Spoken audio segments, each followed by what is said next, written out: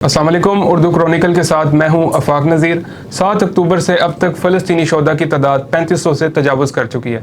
12,500 से ज़ायद अफराद ज़ख्मी हैं। शहीद होने वालों में 75% तादाद ख़वातीन और बच्चों की है। और अफसोसनाक खबर यह भी है कि मिस्र ने अपनी सरहदें खोलने से इनकार कर दिया है गज़ा वालों के लिए।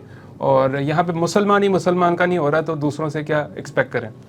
अमेरिकी सदर जो बाइडन ने इसराइल का दौरा भी किया है। गज़ा पर वहशियाना हमलों के मामले पर इसराइल को ग्रीन चिट दे दी है।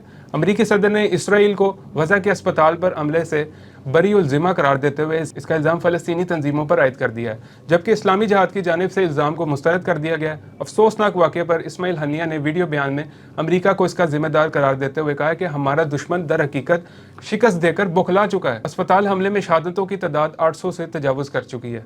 अमेरिका ने इसराइल को हर तरह की इमदाद देने की यकीन दहानी भी करवा दी है। इसराइली वज़ीर-ए-आज़म नेतन्याहू ने कहा है कि अमेरिका ने जंग जारी रखने की हिमायत की है। दूसरी तरफ सदर जो बाइडन ने गज़ा में इमदाद बहाली के लिए इसराइल से मुआहदे का ऐलान कर दिया है।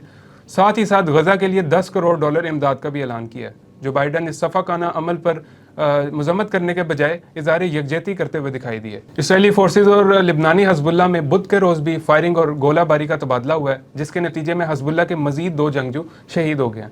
मशरिक़ी वस्ता के कई ममालिक अमेरिका, इसराइल और फ्रांस के खिलाफ मुज़ाहरे किए जा रहे हैं। ईरान, लिबनान, उर्दन, लिबिया, यमन, त्यूनिस, तुर्किया, मराकेश और मकबूजा मगरबी किनारे में इसराइल, अमेरिका और फ्रांस मुखालिफ रैलियां निकाली गई हैं। कैपिटोल हिल में यहूदी ग्रुपों ने धरना दिया और जंग बंदी का मुतालबा भी किया। तुर्की में तो मुजाहिरीन ने इसराइली सफारत खाने को जो है वो आग ही लगा दी है। अमेरिका का जो इस सारी सूरत हाल पर रोल है वो काफ़ी अफसोसनाक है।